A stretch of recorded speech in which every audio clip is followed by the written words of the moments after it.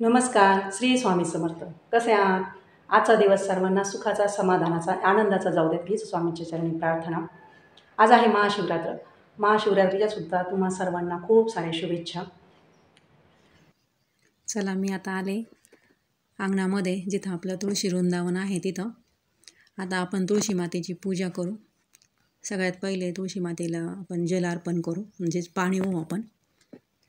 आणि हे पाणी अर्पण करत असताना ना आपण एक मंत्र म्हणायचा आहे. तो मंत्र मी सांगते तुम्हाला. ओम नमो तुळशीस विद्महे श्री विष्णुप्रियाय धीमहि तन्नो अमृता प्रचोदयात. मंत्र पुन्हा सांगते. ओम नमो तुळशीस विद्महे श्री विष्णुप्रियाय धीमहि तन्नो अमृता प्रचोदयात. असा मंत्र म्हणत म्हणत आपण तुळशीला पाणी घालायचं आहे. हा मंत्र तुम्ही 5 वेळा म्हणा, 3 वेळा म्हणा, तुम्हाला जर जमलं तर 11 वेळा पण म्हणा. जसं जमेल तसं तुम्ही ते करा. आणि मग जल अर्पण करून झाल्यानंतर आपण हळदी, कुंकू, अक्षदा आणि आपल्याकडे जी काही फुलं असेल ती फुलं आपण अर्पण करायची. माझ्याकडं प्राजक्ताची आणि जास्वंदीची फुलं होती, मग मी तीच अर्पण केली. जास्वंदीचं फुल तर अजून काही उमललेलं पण नव्हतं. आणि आपली पूजा करून झाल्यानंतर मग नमस्कार करून प्रदक्षिणा करायची. तर प्रत्येक प्रदक्षिणा झाल्यानंतर आपण नमस्कार करायचा आहे, तेव्हा ती एक प्रदक्षिणा पूर्ण होती. आपण असंच गोल गोल फिरत राहिलं ना तर मग ती प्रदक्षिणा आपली होत नाही. आणि अंगणामध्ये तुळस असल्यामुळं वास्तुदोष राहत नाही आणि वातावरण पण प्रसन्न राहतं. भगवान विष्णूला तुळस फार प्रिय आहे, त्याच्यामुळे त्यांच्या नैवेद्याला ना तुळस लागते. तुळस जर नसेल तर त्यांचा नैवेद्य अपूर्णच राहतो. एकादशी, पौर्णिमा, रविवार या दिवशी ना तुळशीचं पान किंवा फांदी तोडू नका. आपल्या परंपरेत तुळशीला फार महत्त्व आहे.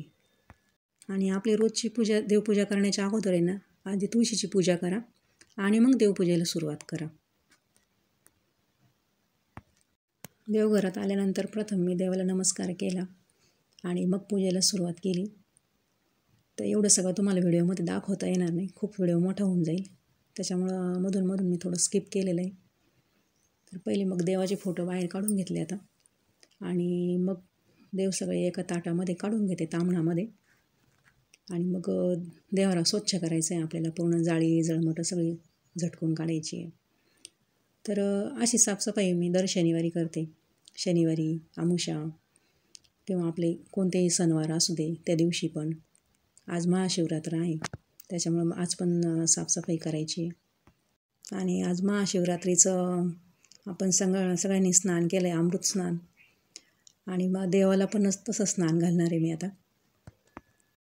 आपल्या घरामध्ये ना कुठं जाळी जळमटं ठेवू नका, त्याच्यामुळं कर्जबाजारीपणा येतो. घर नेहमी स्वच्छ ठेवा. तर आता मी बघा सगळा देवारा स्वच्छ पुसून घेतला आहे. अगोदर पहिले झटकून घेतला आणि मग ओल्या कपड्याने तो पुसून घेतला.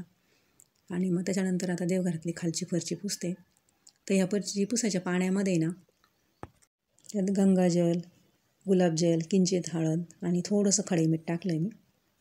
देवघर स्वच्छ झाल्यानंतर देवपूजेला सुरुवात केली. पहिले फोटो पुसून घेतले, त्यांना गंध लावला आणि आता देवांना आंघोळ्या घालायच्या. हे बाटलीमध्ये पाणी, गंगाजल आहे आणि प्रयागराजचं तीर्थ पण आहे, ते मी सांभाळून ठेवते. आणि पंचामृत पण केलेलं आहे. आज पंचामृत स्नान आहे सगळ्या देवांना. तर आता आपण स्नानाला सुरुवात करू. सगळ्यात पहिले गणपती बाप्पा, पहिलं त्यांना साधं पाणी व्हायचं अगोदर, 5 पाळ्या व्हायचं. आता एवढे 5 पाळ्या मी काही तुम्हाला इथं दाखवल्या नाही, व्हिडिओ खूप मोठा होऊन जाईल. त्याच्यानंतर पंचामृत व्हायचं आहे. पंचामृत वाहून झाल्यानंतर पुन्हा स्वच्छ पाणी व्हायचं आहे. आणि स्वच्छ पाणी वाहून झाल्यानंतर गणपती बाप्पांना आपण चांगली आंघोळ घालायची, पाणी घालून चोळून पुसून घ्यायची मूर्ती. या पंचामृतामध्ये दूध, तूप, खडीसाखर किंवा साखर आणि मध अशा 5 गोष्टींचं पंचामृत असतं. तर असं आता गणपती बाप्पांचं स्नान चालू आहे. तुम्ही गणपती आतुरशीर्ष पण म्हणू शकता किंवा गणपती बाप्पांचं नामस्मरण पण करा, कोणतंही चालेल. आता गणपती बाप्पांचं स्नान झालेलं आहे, आपण गंध लावू. आणि आता जे स्नानाचं पाणी ना ते बाजूला काढून घ्यायचं आणि मग पुन्हा त्या ताटामध्ये दुसरी मूर्ती घ्यायची. आता महादेवाची मूर्ती घेतली मी, पिंड. तुमच्याकडे जी असेल ते, माझ्याकडे पितळेची पिंड आहे. पहिलं साधं पाण्याने स्नान घातलं, नंतर पंचामृत, नंतर पुन्हा जसं पहिले बाप्पाची मूर्ती दाखवली त्याच पद्धतीने केलं मी. आणि त्यांना भस्म लावलं, अष्टगंध. तर अशाच पद्धतीने मी सगळ्या देवांचा अभिषेक करून घेणार आहे. तर सगळ्यांनी मी तुम्हाला दाखवू शकू. तर सुरुवातीला 2-3 देवांचं अभिषेक दाखवते आणि बाकीचं मग पूर्ण झाल्यानंतर ते दाखवते. आज महाशिवरात्रीचं पर्व आहे, त्याच्यामुळं सगळीच पूजा चालू असताना तुम्ही महादेवांचा जप करू शकता. ओम नमः शिवाय, ओम नमः शिवाय ह्या मंत्राचा तुम्ही जप करा. असं जप चालू करताना सगळं आपली पूजा करून घ्या. भगवान महादेव खूप भोळे आहेत, ते आपल्या पूजेला लवकरच प्रसन्न होतात. तर अशाच पद्धतीने मी सगळ्या देवांना पंचामृत स्नान घातलेले.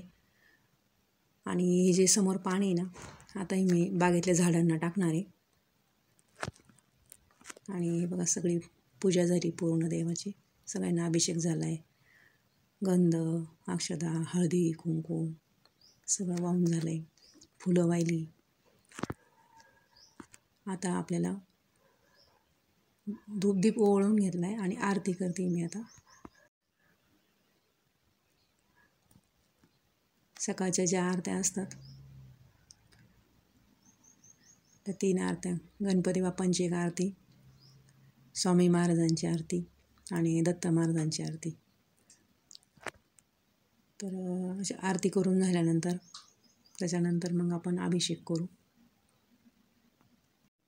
बराच वेळ लागला संपूर्ण पूजेला, तुम्हाला एवढं नाही दाखवता आलं, त्याच्यामुळे मी थोडक्यात दाखवायचा प्रयत्न केला. हे बघा, पूर्ण पूजा आरती झाली. तर छान वाटतंय, प्रसन्न घरामध्ये वातावरण छान प्रसन्न वाटतं आणि आपल्याला पण छान वाटतं. तर महाशिवरात्रीच्या पूजेची तयारी करते, म्हणजे आपल्याला भगवान महादेवांचा जो अभिषेक करायचा आहे तो अभिषेक तुम्हाला मी सगळं दाखवते. हे बघा, महाराजांचं सुंदर रूप किती छान वाटतंय बघा. तर चला आता आपण अभिषेकाला सुरुवात करू. सर्वात पहिलं आपल्याला ना गणपती बाप्पाचं स्मरण करायचं आहे आणि मग पूजेला सुरुवात करायची आहे. तर आपण गणपती बाप्पांचं स्मरण करू. वक्रतुंड महाकाय सूर्यकोटी समप्रभ निर्विघ्नं कुरु मे देव सर्वकार्येषु सर्वदा. आणि गणपती बाप्पांची आता पूजा केलेलीच आहे आपण. एक फूल वाहून घ्यायचं गणपती बाप्पांना आणि मग आता ह्या पूजेची आपण सुरुवात करू. तर सर्वात पहिलं आपल्याला ना महादेवाची पिंड लागणार आहे. तुमच्याकडे जी कोणती पिंड असेल ती तुम्ही घ्या. पितळेची असू द्या, चांदीची असू द्या, दगडाची असली तरी चालेल. माझ्याकडे पितळाची आहे, ती मी घेतली. आणि असं गळती पात्र आणि जे पाणी आहे ना अभिषेकासाठी वापरणार ते पिण्याचं स्वच्छ पाणी घ्या. आपल्याला नंतर ते तीर्थ म्हणून आपण घेणार आहे. बेल, पांढरी फुलं, शमीपत्र, भस्म, अष्टगंध आणि प्रसादाला जो काही गोड नैवेद्य असेल, खडीसाखर किंवा काही जे असेल ते चालेल. धोत्र्याचं फूल, फळ, मला ते काही नाही मिळालं. आणि आरतीसाठी हे तुपाचा दिवा, कापूर, तुम्हाला जी फुलं फळं मिळतील, फळ तर धोत्र्याचंच लागतं, पण इतरही काही जी फुलं मिळतील तुम्ही ती घेऊ शकता. आता आपण काय सुरू करू. तर या अभिषेकाला सुरुवात केलेली आहे. आता पूर्ण अभिषेक पण दाखवायचा म्हणजे खूप व्हिडिओ मोठा होऊन जाईल, त्याच्यामुळं मी मध्ये स्किप केला आहे. तर हा अभिषेक चालू असताना आता मी हा जो महादेवाच्या पिंडीवर आहे ना रुद्राभिषेक करते. त्याच्यामध्ये शिवस्तुती, शिवकवच, द्वादश ज्योतिर्लिंग स्तोत्र, शिवमहिमा, महामृत्युंजय मंत्राचा जप आणि रुद्राभिषेक जो नित्यसेवा ग्रंथामध्ये दिलेला आहे, तुम्ही तो बघून म्हणू शकता. हा नित्यसेवा ग्रंथ तुम्हाला कुठल्याही स्वामी सेवा समर्थ केंद्रामध्ये मिळून जाईल किंवा तुम्ही यूट्यूबवर बघूनसुद्धा म्हणू शकता. महादेवांच्या भक्तासाठी ना शिवरात्रीचा दिवस अत्यंत महत्त्वाचा असतो. आपल्या महाराष्ट्रात हा दिवस खूप आनंदाने साजरा होतो. या दिवशी भगवान शंकर आणि माता पार्वतीची पूजा केल्यास आहे ना वैवाहिक जीवनात आनंद, सुख, समृद्धी येते. या दिवशी महादेवाच्या पिंडीवर रुद्राभिषेक किंवा कुठलीही तुम्ही पूजा करू शकता, दुग्धाभिषेक. त्यामुळे भगवान महादेवाची कृपादृष्टीनं आपल्यावर कायम राहते. आणि उपवासाची वेळ सकाळी सूर्योदयापासून तर दुसऱ्या दिवशी सूर्योदयापर्यंत आहे. ह्या दिवशी उपवासाला आहे ना बगर चालत नाही, त्याच्यामुळे तुम्ही बगर खाऊ नका. फलाहार घ्यावा किंवा गाईचं दूध पण तुम्ही घेऊ शकता. दुसऱ्या दिवशी महादेवाला दही भात लेपन करायचं आणि तो प्रसाद घ्यायचा आणि मग आपण उपवास सोडायचा आहे. आणि आता हे जे पाणी ना आपण हे घरात तीर्थ म्हणून सगळ्यांनी घ्यायचं आहे. आणि मग महादेवाला आपण फुलं व्हायची आहे. फुलं व्हायची, बेल व्हायचं. तुम्हाला जी काही तुम्हाला फुलं मिळेल ती फुलं व्हा, बेल व्हा, धूप दीप ओवाळा, आरती करा. आता मी पहिली गणपती बाप्पाची आरती घेतली आणि त्याच्यानंतर महादेवाची आरती घेतली आणि मग काळपूर आरती घेतली आणि मग गोड नैवेद्य दाखवला. या दिवशी दिवसभर आहे ना महादेवाची स्तुती करावी. दिवसभर शांत संयमी राहावं, कोणावर रागवू नये, चिडचिड करू नये आणि महादेवाचीच सेवा करावी. शुभरात्री.